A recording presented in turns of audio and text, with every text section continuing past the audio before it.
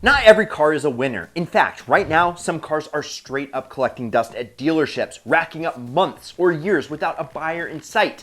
And this year is shaping up to be a wake-up call for more than a few specific models and their manufacturers. So, what are these cars that can't seem to find a home? Well, there's a lot of them, starting with the BMW 5 Series. Okay, first up is kind of a bombshell, the BMW 5 Series. This baby used to be the ultimate luxury sedan. It had the power, the prestige, and it actually lived up to the ultimate driving machine slogan. But fast forward to today, and the 5 Series is struggling to figure out what it even wants to be. And buyers, well, they have noticed. Here's the problem. BMW softened the formula. The new 5 Series feels less sporty, and in a world where sedans are already fighting for survival, that is a huge problem. The latest model is more comfort-focused than ever, which is great for your daily commute, but terrible for the enthusiasts who made the 5 Series a legend. BMW diehards, they're either upgrading to an M5 or bailing entirely. Which don't even get me started on that new M5. I don't think it looks very good. Then, there is the price. At around $66,000, the 5 Series, it ain't cheap. But if you got that kind of money, why not just get a BMW X5 instead like me? Buyers are realizing that for the same price or less, they can get way more space, a higher ride height, and similar tech features in an SUV. Plus, the X5, coming from me, has enough chassis dynamics to persuade enthusiasts too. And it's not just BMW. Luxury sedan sales are tanking across the board as SUVs completely take over the high-end market. And let's not forget about BMW's own EV push. The brand's new electric 5 Series, the i5, is stealing attention from the gas-powered models, and many former 5 Series buyers are making the jump to fully electric instead. The result? A brutal 305-day supply sitting unsold on dealership lots. That's nearly a year of just sitting around waiting for someone, anyone. Hello? Will you come over here? To bite. But at this rate, the future for gas-powered 5 Series isn't looking too bright. Okay, if there's one thing that we've learned in the past few years, not every EV is a hit. A lot of them are just one-hit wonders. And that's not to say that some fly off the lot, while others, well, they just kind of sit there. And, well, here's the Hyundai Ioniq 6. Hyundai had a good thing going with the Ioniq 5. I really like them. I mean, they're funky concept car-looking electric vehicles that people actually wanted. But then, for some reason, they decided to double down on the dying sedan market and gave us the Ioniq 6 instead, and guess what? It is struggling. For starters, let's talk about the design. And disclaimer, I actually love the design. Kind of looks like an old Citroen with that tapered rear end. But with bold styling always comes polarization. Some people love the sleek, streamlined look. Others think it looks like a melted Tesla Model 3. And the problem, well, EV buyers already have a Tesla Model 3 to buy. So why gamble on the weird-looking alternative?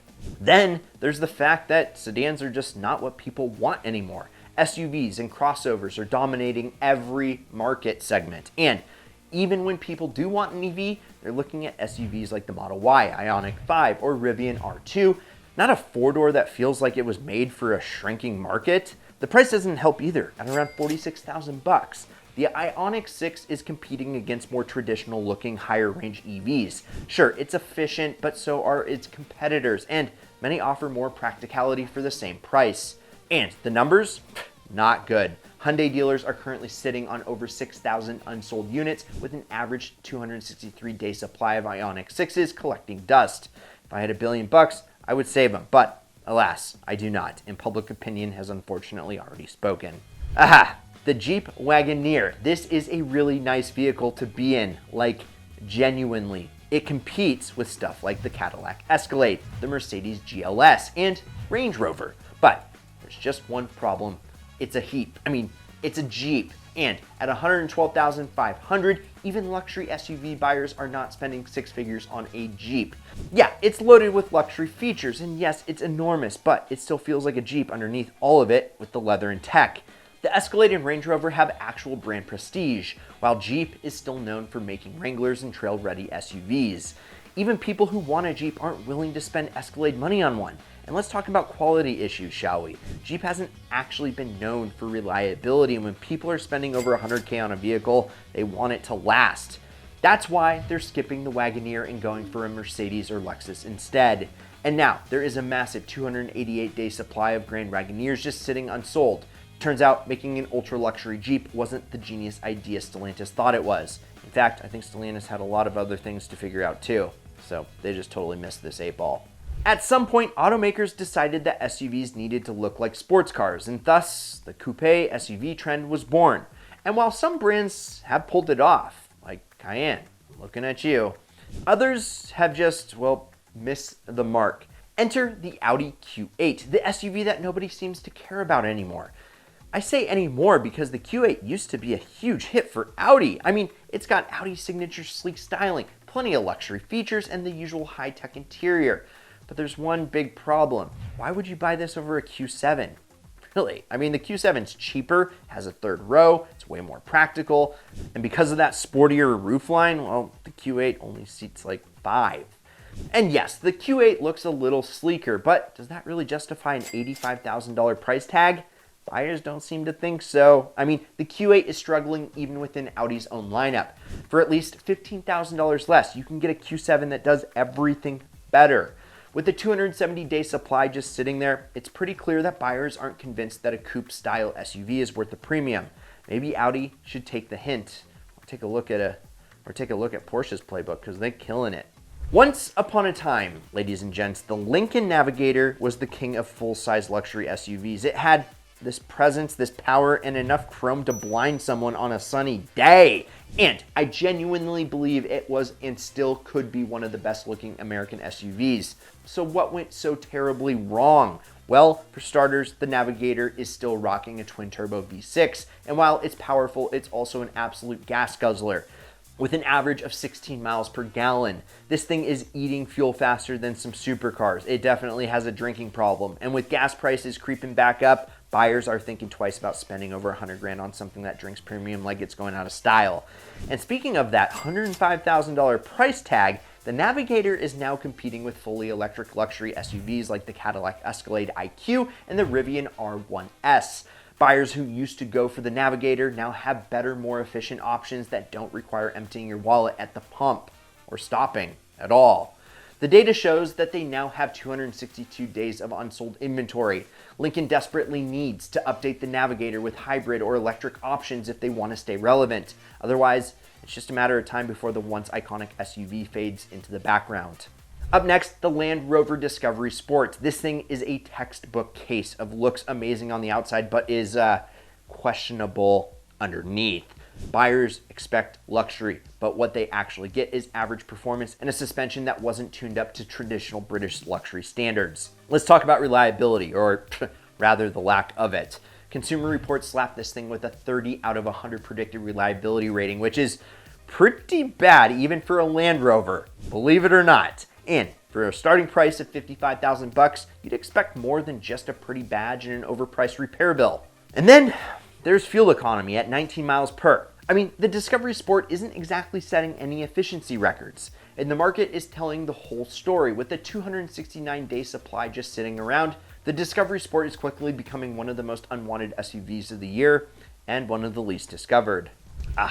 Yes, the Fiat 500e, a tiny electric car that sadly, well, America just doesn't care about. Fiat thought that they could bring back their affordable little city car and that Americans would suddenly fall in love with them. But here's the problem. Americans don't buy tiny cars. We like bigger vehicles, bigger bellies, and longer range, and more practicality, and the 500e, it just doesn't really do any of that for us. First, let's talk about range. The Fiat 500e has a 141-mile range, which is basically a joke this year. Meanwhile, for just a little bit more money, you can get a Chevy Bolt with 259 miles of range or a Tesla Model 3 with over 300 miles. Then there's the pricing. At $34,500, the Fiat 500e isn't even cheap. And when you factor in the tiny interior, that stiff ride, and the minimal cargo space, it's easy to see why buyers are not interested. And let's be real, Fiat's reputation in the US is not great. Reliability concerns and limited dealer support have already made people hesitant to trust Fiat. The 500e isn't doing much to change that. So what's the damage? A 288-day supply just sitting there left unsold? Well, Fiat might be onto something in Europe, but in America, they may need to go back to the drawing board and scribble some stuff down. This one makes me want to cry. The Nissan Z. It was supposed to be a comeback story. It was supposed to be a new, modern take on an iconic sports car that would finally bring Nissan back into the enthusiast scene, because we all knew that the GTR was going to the wayside. Instead, it fizzled out faster than anyone expected. The hype was real at first when it first launched. People were excited for a 400 horsepower twin-turbo V6, a manual transmission, and styling that paid homage to the legendary Z lineage. But first, production delays meant by the time that people could actually buy one, the excitement had finally died off. Then, when buyers finally got their hands on it, well, then he felt like it was too numb for a sports car of this pedigree. And the price, $55,000, that puts it in direct competition with the Toyota Supra, Ford Mustang Dark Horse, and even the Corvette C8. And when you compare performance, interior quality, and overall driving experience, the Z, well, it's kind of dead last. Now, over 2,000 units are sitting unsold with a brutal 350-day supply. The worst on this list, ladies and gents. Nissan needed the Z to be a home run, but instead, they're watching it gather dust at dealership and hoping that Honda bails them out, which now they're not. And honestly, I would actually probably buy this over an A90 Supra. It is a proper Nissan product and came from the get-go with a manual. Hopefully people start to see the values of these things and buy them, but before that, the prices, well, they need to fall a little bit. So there you have it, the group of cars that is the first to feel the wrath of the new car market. Were you surprised by any of the cars on this list? Maybe the 5 Series, maybe the Q8, maybe the Nissan Z? Let us know down below. I'll be down there. I want to hear the good, the bad, and the ugly. Also, if you enjoyed the vid, do us a favor, hit the like button, subscribe, turn on that notification bell, and check out these Ideal vids over here. I'm Brad, this is Ideal. We'll catch you next week, and promise me one thing, keep living the Ideal lifestyle.